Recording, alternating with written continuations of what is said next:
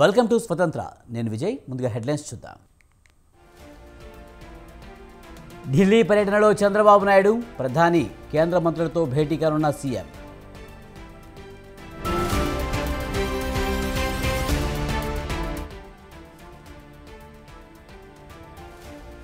అమరావతి శ్వేతపత్రం విడుదల చేసిన బాబు, శ్వేతపత్రం కాదు పచ్చపత్రమన్న వైసీపీ.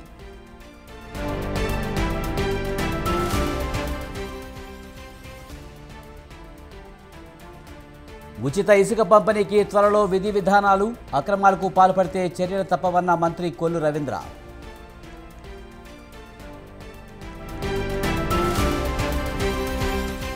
టీపీసీసీ చీఫ్ నియామకం వాయిదా, మరోసారి అధిష్టానంతో చర్చించనున్న రేవంత్.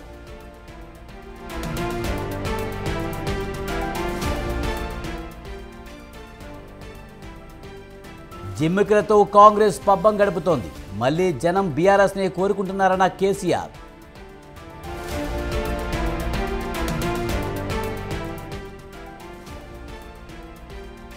కేంద్ర కేబినెట్ కమిటీల ఏర్పాటు, రామ్మోహన్ నాయుడు, కిషన్ రెడ్డికి చోటు.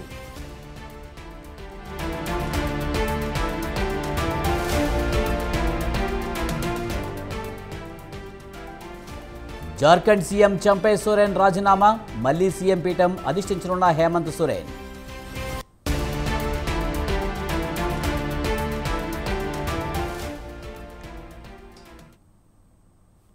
ప్రపంచంలోనే అతిపెద్ద భూసేకరణ ప్రాజెక్టు అమరావతి అన్నారు ఏపీ సీఎం చంద్రబాబు. సచివాలయంలో రాజధాని అమరావతిపై ఆయన శ్వేతపత్రం విడుదల చేశారు. రాజధాని కోసం భూములిచ్చిన రైతుల త్యాగాన్ని చరిత్ర గుర్తుపెట్టుకుంటుందన్నారు.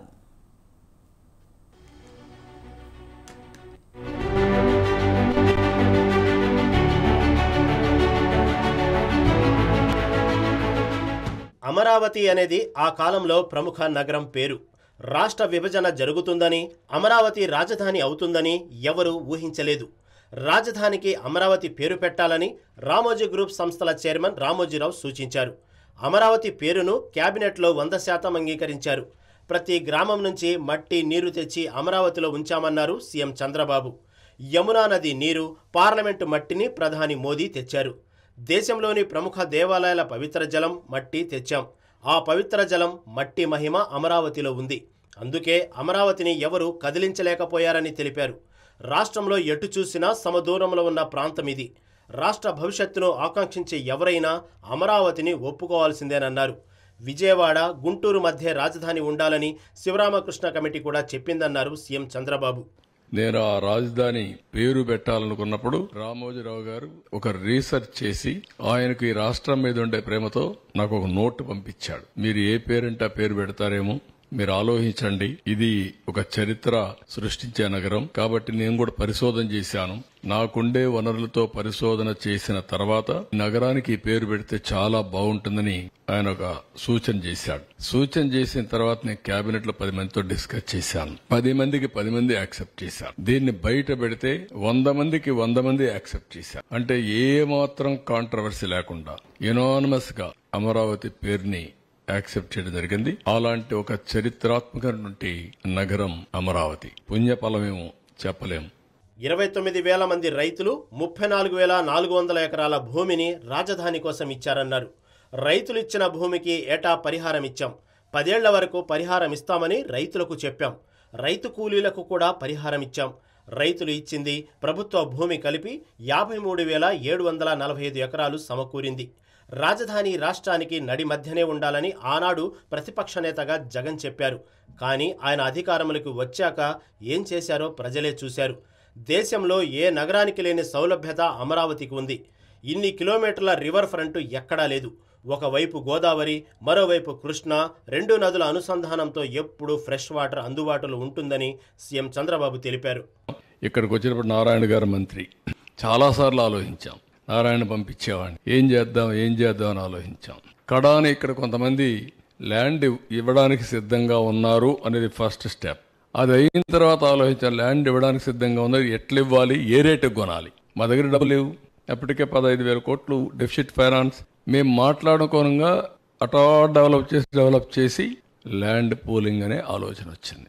ఆ ల్యాండ్ పూలింగ్ ఆలోచన సాధ్యమా? ఇది ఒక ఇండస్ట్రీ పెట్టాలంటే ఒక 20 ఎకరాలు 30 ఎకరాలు ల్యాండ్ ఎక్విజిషన్ చేయాలంటే గవర్నమెంట్ ఆఫ్ ఇండియా ఇచ్చినట్టు కొత్త రూల్స్ అన్నీ పాటిస్తాం. ఒక ఇరిగేషన్ ప్రాజెక్ట్ చేయాలంటే ఎంత కష్టపడ్డా మనం చూసాం. కానీ నాకు ఒక సంతోషం, నేను కట్టిన ఏ ప్రాజెక్ట్ అయినా మీరు తీసుకుంటే విన్ విన్ సిచ్యువేషన్లో ముందుకు పోయా. నేను ఒకటే మనసులో పెట్టుకున్నాను, ఒక ప్రాజెక్ట్ కడితే ఆ ప్రాజెక్ట్ వల్ల లబ్ధి పొందిన వాళ్ళు ఎంత ఆనందంగా ఉంటారో ఆ ప్రాజెక్ట్ వల్ల ఆస్తి నష్టపోయిన వాళ్ళు కూడా అంతే ఆనందంగా ఉండాలి. అంటే ఎక్కువ కాంపన్సేషన్ ఇవ్వాలి. అదే ఇచ్చాం. ఎక్కడ నా ఆయాంలో ఇరిగేషన్ ప్రాజెక్ట్స్కి కానీ, రోడ్డు ప్రాజెక్ట్స్కి కానీ, ఎయిర్పోర్ట్లకు కానీ ఎక్కడ గొడవనే మాట లేకుండా చేశాం. విభజన సమయంలో ఏపీకి లోటు బడ్జెట్ ఉందన్నారు సీఎం చంద్రబాబు. ప్రాజెక్టు ఏదైనా విన్ పరిస్థితిలోనే ముందుకు తీసుకెళ్లాలన్నారు. అమరావతిలో పెట్టుబడులు పెట్టేందుకు అనేక మంది ముందుకొచ్చారు. సింగపూర్ మాస్టర్ ప్లాన్ ఇచ్చింది. 9 విభాగాల్లో అమరావతి హబ్గా మారాలని ఆకాంక్షించాం.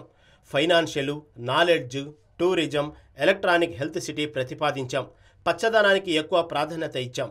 దేశంలో ఏ నగరానికి అమరావతిలా సౌలభ్యం లేదన్నారు. జగన్ అధికారంలోకి వచ్చాక అమరావతిలో జరుగుతున్న పనులను నిలిపివేశారు. అధికారంలోకి వచ్చిన వెంటనే ప్రజావేదికలను కూల్చేశారు. ఏ కట్టడం కట్టాలన్నా 10 సార్లు ఆలోచిస్తాం. అమరావతి రైతులను అనేక రకాలుగా అవమానించారు. రాజధాని కోసం భూములిచ్చిన రైతులు రోడ్డున పడ్డారు. అమరావతి రైతుల త్యాగాన్ని చరిత్ర గుర్తుపెట్టుకుంటుందన్నారు సీఎం చంద్రబాబు. ఇక్కడికి వచ్చినప్పుడు సింగపూర్ లాంటి గవర్నమెంట్స్ అన్నీ మనకు సపోర్ట్ చేశారు. ప్లానింగ్ ఇవన్నీ ఇవ్వడానికి కొత్త రాజధానికి. International funding agencies like World Bank, AIBP, JICA, KFW వీళ్ళు కూడా ముందుకు వచ్చి ఆర్థిక సహాయానికి వచ్చారు. హడ్కో, పిఎస్సీలు అన్నీ కూడా ముందుకు వచ్చి, పబ్లిక్ సెక్టర్ బ్యాంక్స్ ముందుకు వచ్చాయి. అందరూ కూడా విల్లింగ్నెస్ ఇచ్చి ఈ ప్రాజెక్ట్ని సపోర్ట్ చేసే పరిస్థితికి వచ్చారు. ఇక్కడ మీరు చూస్తే సింగపూర్తో ఒక ఎంఓయూ చేసి, సింగపూర్ గవర్నమెంట్ ఎప్పుడు కూడా ప్రపంచంలో most respectable government, small state, most respectable, integrity కానీ, ఎఫిషియన్సీ కానీ, ఆనెస్టీలో కానీ నోబడి కెన్ క్వశ్చన్ సింగపూర్. అలాంటి కంట్రీ ముందుకొచ్చి ఫ్రీగా మనకు ఒక మాస్టర్ ప్లాన్ తయారు చేయించారు. First capital region concept master plan ఇచ్చారు. మొత్తం ఏరియా అంతా కూడా గుడివాడ, లేకపోతే ఇక్కడ ఈ పక్క చిలకలూరుపేట ఇవన్నీ కలిపి ఒక క్యాపిటల్ రీజియన్కి ఇచ్చారు. ఆ తర్వాత క్యాపిటల్ సిటీ మాస్టర్ ప్లాన్ ఇచ్చారు. ఆ తర్వాత సీడ్ క్యాపిటల్ ఏరియా. ఈ డీటెయిల్డ్ మాస్టర్ ప్లాన్లో 9 సిటీస్ వచ్చాయి. Sports city, medical city, government city, అదే మరి ఫైనాన్షియల్ సిటీ, ఎలక్ట్రానిక్ సిటీ, ఈ విధంగా 9 సిటీస్ మనం దీంట్లో ఏర్పాటు చేసుకోవడం జరిగింది. అమరావతి విధ్వంసం చేసి తెలుగు జాతికి ద్రోహం చేశారని తెలిపారు సీఎం చంద్రబాబు. రాజధానిని మార్చిన వ్యక్తి గతంలో ఎవరూ లేరన్నారు. క్యాపిటల్ మార్పు జరిగితే ఏం జరుగుతుందో దేశానికి ఇది కేస్ స్టడీ అని తెలిపారు. ఇంతగా విధ్వంసం చేసిన వ్యక్తి రాజకీయాలకు అర్హుడేనా అంటూ ప్రశ్నించారు. కేసులు ఎదుర్కొంటున్న అమరావతి రైతులకు న్యాయం చేస్తానని, ఏం జరిగినా వెనక్కి చూడను, ముందుకే వెళ్తానని, న్యాయపరమైన చిక్కులు తొలగించి పనులు శరవేగంగా పూర్తి చేస్తామన్నారు. ఒకసారి నమ్మకం కోల్పోతే పెట్టుబడిదారులు మళ్లీ రారని, ఇప్పుడు పెట్టుబడిదారులు రప్పించాలంటే చాలా కష్టపడాలన్నారు. మన రాష్ట్రంలో అవకాశాలు లేవా, ప్రజలకు తెలివితేటలు లేవా, మన రాష్ట్రం రైస్ బౌల్ అని దేశవ్యాప్తంగా పేరుందన్నారు సీఎం చంద్రబాబు. మంచి భూములు ఉన్నాయి, పండించే రైతులు ఉన్నారు. అమరావతికి బ్రాండ్ ఇమేజ్ ఎలా తేవాలనే ఆలోచిస్తున్నాం. ఈ శిథిలాల నుంచే బంగారు భవిష్యత్తుకు నాంది పలుకుతాం. ఇక్కడ సంపద సృష్టి, ఉపాధి కల్పన, పేదరిక నిర్మూలన జరగాలన్నారు. అమరావతిలో పనులు మళ్లీ ప్రారంభమయ్యాయని అంచెలంచెలుగా పూర్తి చేస్తామన్నారు CM Chandrababu. Government of India capital gains exemption ఇచ్చారు రైతుల కోసం. ఇంకొక పక్కన 2500 కోట్ల రూపాయల రాజధానికి ఇవ్వడానికి ముందుకు వచ్చారు, అప్రూవల్ ఇచ్చారు. 1500 కోట్ల రూపాయలు డబ్బులు కూడా రిలీజ్ చేశారు. ప్రైమ్ మినిస్టర్ వచ్చి ఫౌండేషన్ వేశాడు. జగన్మోహన్ రెడ్డి రాజధాని నడిమధ్యనే ఉండాలి అని గట్టిగా చెప్పాడు. 30,000 ఎకరాలు ఉండాలని చెప్పాడు. అసెంబ్లీలో స్పీచ్ ఇచ్చాడు. ఆ రోజు నేను అన్ని కూడా చెప్పాను ఏమేం చేస్తామని. అన్నిటికీ ఒప్పుకున్నాడు. ఇక్కడ ఇల్లు కట్టాడు. ఇల్లు కట్టినప్పుడు కూడా నాకు ఇల్లు లేదు, ఆయనకి ఇల్లు ఉందని చెప్పి గొప్పలు చెప్పుకున్నాడు. ఓట్లు వేయించుకున్నాడు. తర్వాత ఏం చేశారో మీరే చూస్తారంటే ఇది క్లియర్గా ఇక్కడే ఉండాలి, రాష్ట్రం మధ్యలో ఉండాలి, ఎలాంటి విభేదాలు ఉండకూడదు, అందరం కలిసి చేయాలని చెప్పిన పెద్ద మనిషి ఏం చేశాడో మీరే చూశారు.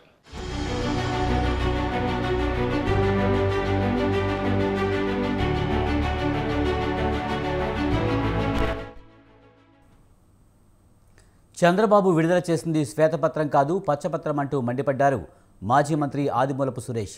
మీడియాతో మాట్లాడిన ఆయన ఆధారాలు లేకుండా రాజకీయ కోణంలో శ్వేతపత్రం ఉందని మండిపడ్డారు. వైసీపీ 5 ఏళ్ల పాలనలో అమరావతిలో నిర్మాణాలు చేపట్టామని, రోడ్లు, భవనాల నిర్మాణాలను ముందుకు తీసుకువెళ్లామన్నారు. సంపద సృష్టిస్తారని చంద్రబాబు పదే పదే చెబుతున్నారని, సంపద సృష్టించి ఎవరికి ఇస్తారని ప్రశ్నించారు. అమరావతిలో పేదలకు భూములు ఎందుకు ఇవ్వలేకపోయారో చంద్రబాబు చెప్పాలన్నారు. రాజధాని ప్రకటనకు ముందే ప్రభుత్వ సమాచారంతో పెద్ద ఎత్తున భూములు కొనుగోలు జరిగాయంటూ ఆదిమూలపు సురేష్ ధ్వజమెత్తారు. శ్వేతపత్రం విడుదల చేస్తామని చెప్పి ఒక ప్రెజెంటేషన్ ఇవ్వడం జరిగింది. ప్రెజెంటేషన్ నేను కూడా చూడడం జరిగింది.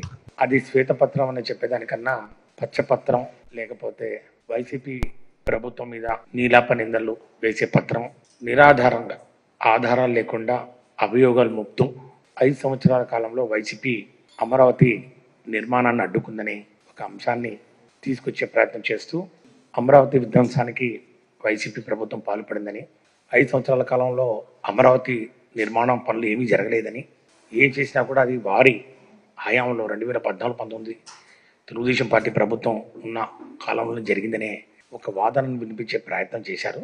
కానీ సఫలం కాలేకపోయారు. ఎందుకంటే ఆధారాలు ఏమీ లేకుండా రాజకీయ కోణంలో ఆ యొక్క ప్రజెంటేషన్ సాగిందనే విషయాన్ని కూడా ఈరోజు మీ అందరికీ మనవి చేసుకుంటా ఉన్నాం. ఒక శ్వేతపత్రం రిలీజ్ చేయాలన్నప్పుడు ఏ అంశం మీదైనా కూడా వాస్తవాలు, గణాంకాలు, ఆధారాలతో పాటు వాటిని కోట్ అన్కోట్ చేస్తూ ప్రజెంటేషన్ చేస్తే బాగుండేది.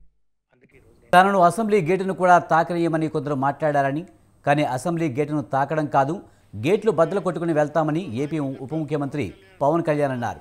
కాకినాడ జిల్లా పిఠాపురంలో నిర్వహించిన వారాహి సభలో ఆయన మాట్లాడుతూ, గేటును తాకడం కాదు, బద్దలు కొట్టుకుని వెళ్తామని టీడీపీ నేత వర్మ ముందే చెప్పారని, అదే నిజమైందన్నారు. పిఠాపురం ప్రజలు ఇచ్చిన బలం దేశ రాజకీయాల్లో మాట్లాడుకునేలా చేసిందన్నారు. ఎన్నికల్లో ఎవరూ ఊహించని ఘన విజయం సాధించామని, 100% స్ట్రైక్ రేటు దేశంలో ఇప్పటివరకు ఎవరూ చూడలేదన్నారు. అంతకుముందు ఉప్పాడ తీర ప్రాంతాన్ని పరిశీలించిన పవన్ తీర ప్రాంతం కోతకు గురికాకుండా చర్యలు తీసుకోవాలని అధికారులను ఆదేశించారు. గత ప్రభుత్వ నాయకులు చెప్పారు, పవన్ కళ్యాణ్ ఆంధ్రాలో ఉండడు, హైదరాబాద్ లో ఉంటాడు, పిఠాపురంకి వస్తే పిఠాపురం వాస్తవ్యుడు కాదు, ఇక్కడ ఉండడు. నేను ఈ రోజున పిఠాపురం వాస్తవ్యుడిగా, సంపూర్ణ వాస్తవ్యుడిగా మారాను. ఎలా ఇందాకే ఒక రిజిస్ట్రేషన్ పేపర్ సంతకం పెట్టి, ఒక 3 ఎకరాలు కొని సంతకాలు పెట్టి వచ్చాను, రిజిస్ట్రేషన్ చేసి వచ్చాను. ఆ మాట చెప్పడానికి లేట్ అయింది రావడానికి. నాకు ఒక్కటే, నేను మీకు అండగా ఉండే వ్యక్తిని. నేను మీరు చూడండి, మీరు నాకు గుప్పిడంత గుండె బలం ఇస్తే నాకు, నేను హిమాలయ పర్వతాలనంత బలంతో, తేజస్సుతోటి మన కూటమికే అండగా, విజయానికే మేమందరం అండగా పనిచేస్తాం. మీరు ఇచ్చిన స్ఫూర్తి. మీరు యువత ప్రతిసారి నలిగిపోతా ఉన్నారు. మన వెళ్తా అన్నా మాకు ఉద్యోగాలు లేవు, ఐటీ పరిశ్రమలు తీసుకురా. ఇందాకెళ్తే దారి పొడవునా మాకు నీళ్లు రావట్లేదు. పక్కనే కేంద్రం పథకంతో వచ్చే నీటి పథకాలు ఉన్నా కానీ పక్కనే 50 అడుగులు కూడా లేని పక్కనే ఉన్న గ్రామానికి నీళ్లు రావట్లా. నేను అధికారులకి, మన నాయకులందరికీ ఒకటే చెప్పాను, అధికార యంత్రాంగం మీద జులుం ప్రదర్శిస్తే మటుకు క్రమశిక్షణ చర్యలు ఉంటాయి. అధికారులకి చాలా చాలా గౌరవం ఇవ్వండి. వైసీపీ గత ప్రభుత్వ నాయకులు చెప్పారు, పవన్ కళ్యాణ్ ఆంధ్రాలో ఉండడు. పోలవరం ప్రాజెక్టు పూర్తి అయితే వృధా నీటిని అరికట్టవచ్చునన్నారు ఏపీ జలవనరుల శాఖ మంత్రి నిమ్మల రామానాయుడు. దేశాన్ని కరువు రహితంగా మార్చాలంటే నదుల అనుసంధానమే మార్గమని తెలిపారు. పట్టిసీమ ఎత్తిపోతల పథకం ద్వారా కృష్ణా డెల్టాకు సాగు, తాగునీటిని మంత్రి నిమ్మల విడుదల చేశారు. 4, 5, 6 పంపుల ద్వారా 1000 క్యూసెక్ల నీటిని విడిచిపెట్టారు. అక్కడ యంత్రాలు, మోటార్లకు పూజలు నిర్వహించారు. అనంతరం పట్టిసీమ ఎత్తిపోతల పథకానికి సంబంధించిన గ్యాలరీని మంత్రి పరిశీలించారు.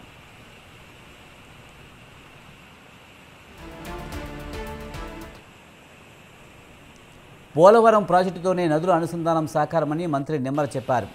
పట్టిసీమ ద్వారా ఏటా 80 టీఎంసీల నీటిని వినియోగం జరుగుతుందన్నారు. గతంలో పట్టిసీమను జగన్ ఒట్టిసీమ అన్నారు. ఇప్పుడు అదే బంగారమైందని చెప్పారు. కృష్ణా డెల్టాకు తాగు, సాగునీరు అందుతుందంటే అది పట్టిసీమ పుణ్యమే అని తెలిపారు.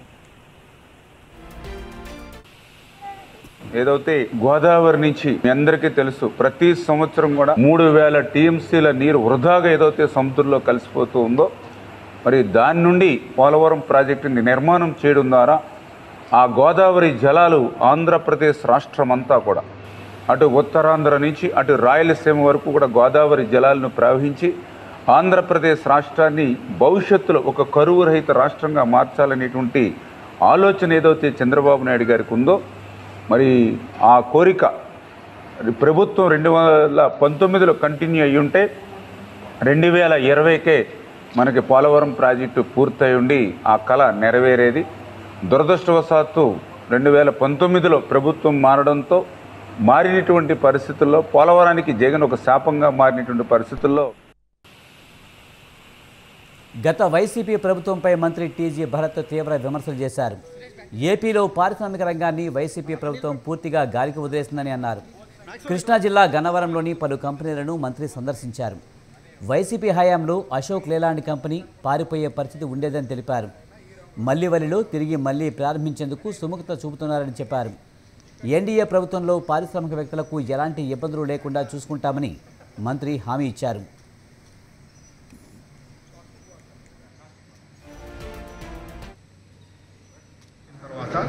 అశోక్ లీలాండ్ వాళ్ళు very positive to come back. మీకు తెలుసు అశోక్ లీలాండ్ మీరు పోయి విజువల్స్ తీసుకోండి, కంప్లీట్ స్ట్రక్చర్ అయిపోయి కంప్లీట్ సెటప్ ఉండింది.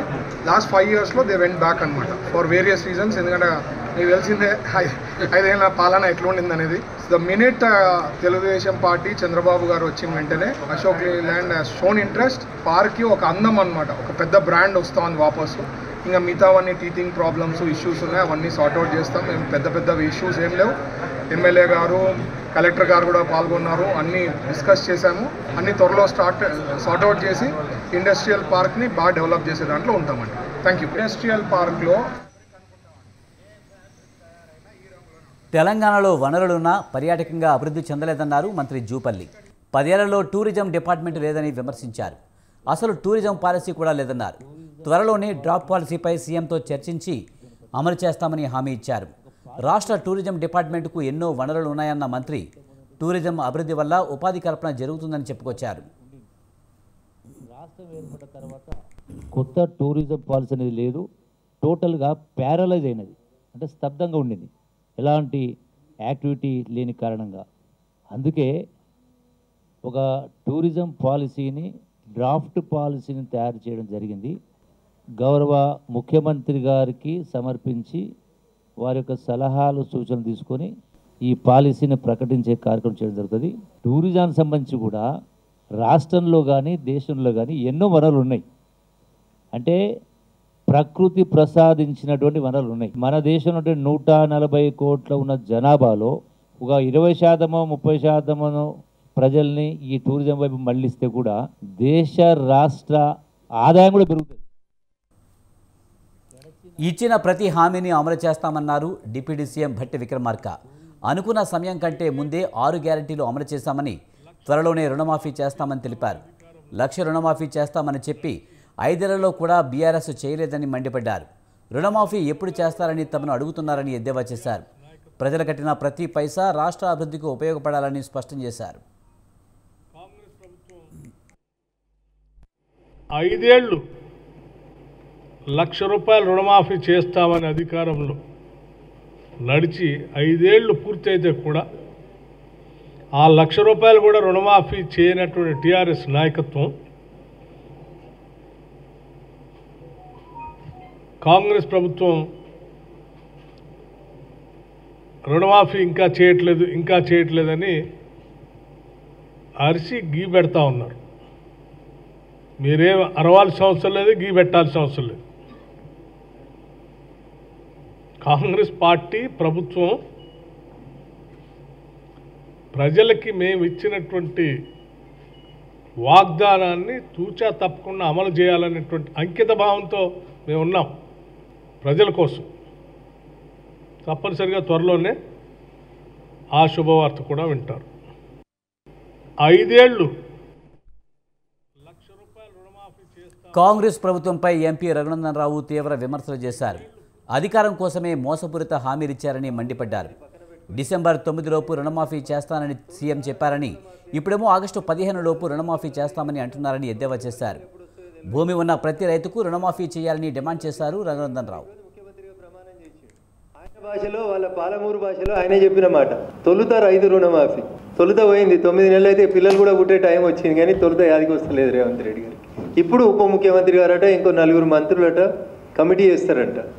My question is straight to the state government and honourable chief minister. Committee నివేదిక ఇచ్చిన తర్వాత మళ్ళీ ఈ డబ్బులు తెచ్చుకోవడానికి మళ్ళీ అడిగిపోతావు? ఎన్ని లక్షల కోట్లు కావాలి రైతు రుణమాఫీకి?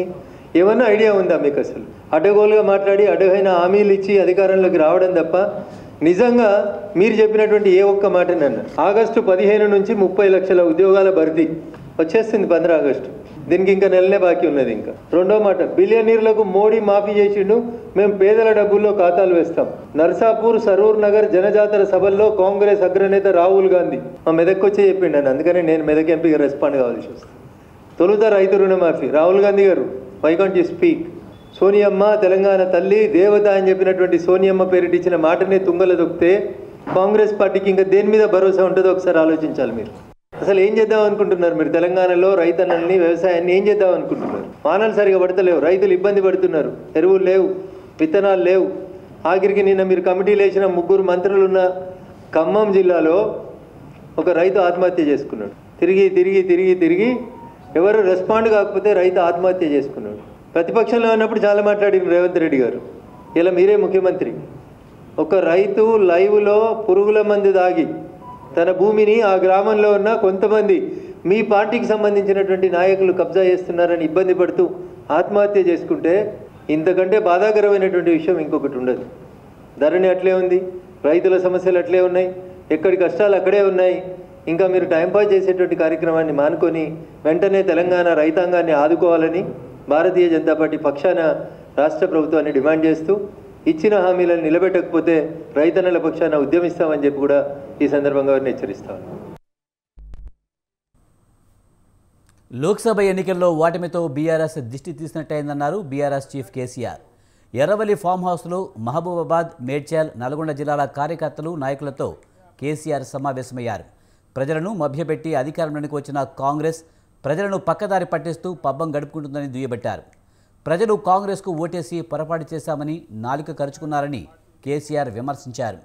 తిరిగి పునరుత్తేజంతో మరింత ప్రజాదరణను కూడగట్టాలని కార్యకర్తలకు సూచించారు. మరికొన్ని రోజుల్లోనే టార్చ్ లైట్ పట్టుకుని జనం బీఆర్ఎస్ కోసం వస్తారని ధీమా వ్యక్తం చేశారు.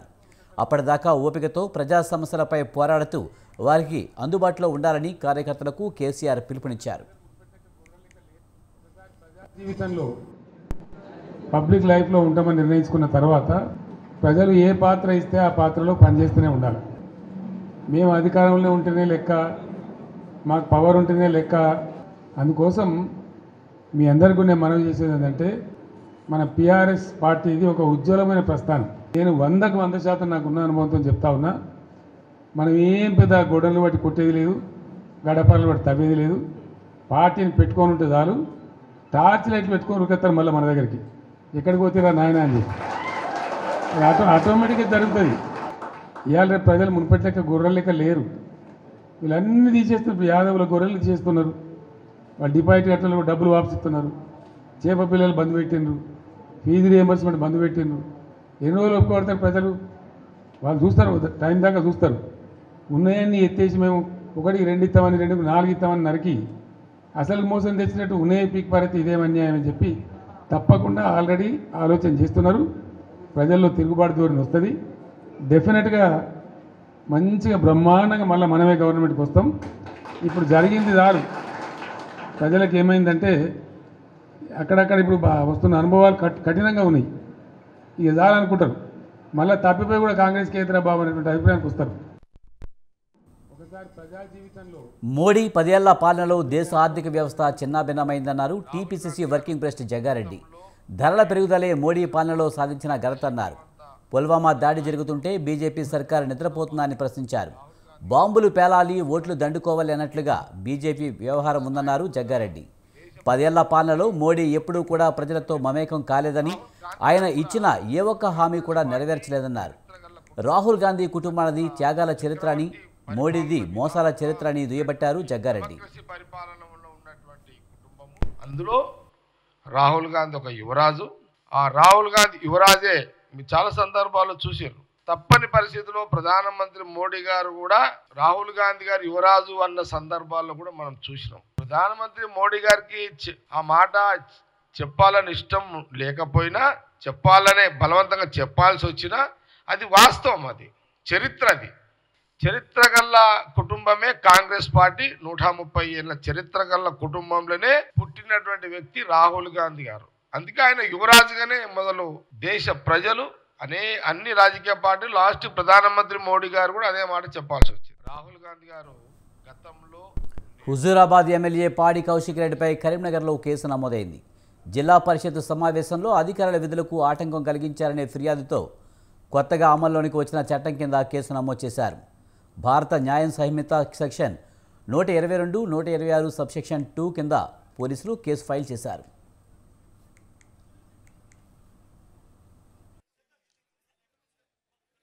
నోటీస్ మీరు డిఓ గారు నోటీస్ ఎట్లా పంపినరు దానికి జవాబు చెప్పండి. హుజురాబాద్ నియోజకవర్గంలో దళిత బంధు 2వ విడతని ఎందుకు ఆపుతున్నారు దానికి జవాబు చెప్పండి. ఇవాళ హుజురాబాద్ హాస్పిటల్లో కేసీఆర్ కిట్లు ఎందుకు ఇస్తలేరు? మగబిడ్డ పుడితే 12,000, ఆడబిడ్డ పుడితే 13,000 ఎందుకు ఇస్తలేరు? న్యూట్రిషన్ కిట్ ఎందుకు ఇస్తలేరు? ఇలా జమ్మికుంట హాస్పిటల్లో గైనకాలజిస్ట్ డాక్టర్ ని ఎందుకు తీసేసిండ్రు? ఇలా నేను అడగడం తప్ప ఇవి అడిగితే దీనికి జవాబు చెప్పలేక మీరు ఆఫీస్ నుంచి వెళ్ళిపోయి ఇలా మీరు వెళ్ళిపోతురు, మీరు ఏమని వెళ్ళిపోతురు? నేను జవాబు చెప్పకుండా లేచి అప్డెట్ గా వెళ్ళిపోతుంటే మేము నాతో పాటు మా జెడ్పీటీసీలు మా ఎంపీపీలు నిల్చొని మాకు న్యాయం చేయండి కలెక్టర్ గారు అని మేము చూపించినాము. దాంట్లో తప్పేంటిది? తర్వాత కలెక్టర్ గారు మేము వెళ్ళిపోతాము అంటే సరే ఓకే వెళ్ళిపోండి అని వెళ్ళిపోయినరు. What is wrong in that? దానికి మీరు పోయి కేసు పెట్టడం ఇదేం పద్ధతి? ఇలా నేను కూడా జిల్లా సిపి గారికి ఇవాళ పిటిషన్ ఇవ్వడం జరిగింది. ఇది మాకు జిల్లా సిపి గారు రిసీప్ట్ కాపీ కూడా ఇవ్వడం జరిగింది. ఇలా ఖచ్చితంగా దీన్ని కూడా ఎంక్వైరీ చేసి సిఓ గారి మీద కూడా ఎఫ్ఐఆర్ చేస్తా, దీన్ని ఎంక్వైరీ చేస్తా, నిజం అయి ఉంటే ఎంక్వైరీ చేసి ఎఫ్ఐఆర్ చేస్తా అని కూడా సిపి గారు కూడా మాకు చెప్పడం జరిగింది. దీన్ని ఎంక్వైరీ చేసి న్యాయం చేస్తాం మీకు కూడా అని చెప్పడం జరిగింది. నేను కలెక్టర్ గారిని అడిగిన డిఓ గారి బీఆర్ఎస్కు మరో షాక్ తగిలింది. ఆ పార్టీకి చెందిన మరో సీనియర్ నేత కాంగ్రెస్ గూటికి చేరారు. రాజ్యసభ సభ్యుడు కె కేశవరావు కాంగ్రెస్ పార్టీలో చేరారు. ఢిల్లీలో ఏఐసీసీ అధ్యక్షుడు మల్లికార్జున ఖర్గే కేశవరావుకు పార్టీ కండువా కప్పి కాంగ్రెస్లోకి ఆహ్వానించారు. తెలంగాణ ముఖ్యమంత్రి రేవంత్ రెడ్డి, కాంగ్రెస్ పార్టీ ప్రధాన కార్యదర్శి కేసీ వేణుగోపాల్, పార్టీ రాష్ట్ర వ్యవహారాల ఇన్ఛార్జ్ దీపదాస్ మున్షి సమక్షంలో ఆయన పార్టీలో చేరారు. ఇప్పటికే కేకే కుమార్తె హైదరాబాద్ మేయర్ విజయలక్ష్మి కాంగ్రెస్లో చేరారు. తాజాగా కేకే కూడా పార్టీ మారడం ఇప్పుడు చర్చనీయాంశంగా మారింది.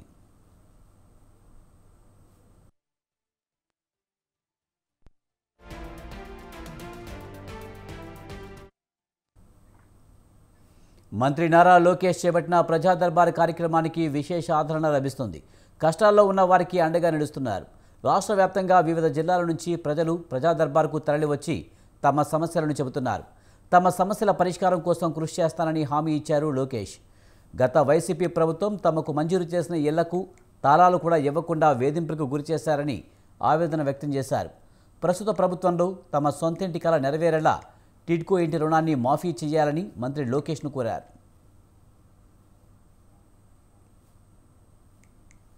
ఢిల్లీ లిక్కర్ ఈడీ కేసులో బీఆర్ఎస్ ఎమ్మెల్సీ కవిత జ్యుడిషియల్ కస్టడీని కోర్టు పొడిగించింది. జూలై 25 వరకు పొడిగించిన రౌస్ అవెన్యూ కోర్టు ఇవాల్టితో కవిత జ్యుడిషియల్ కస్టడీ ముగిసింది. దాంతో వీడియో కాన్ఫరెన్స్ ద్వారా కోర్టు ముందు కవితను జైలు అధికారులు హాజరుపరిచారు. తదుపరి కేసు విచారణ జూలై 25కి రౌస్ అవెన్యూ కోర్టు వాయిదా వేసింది.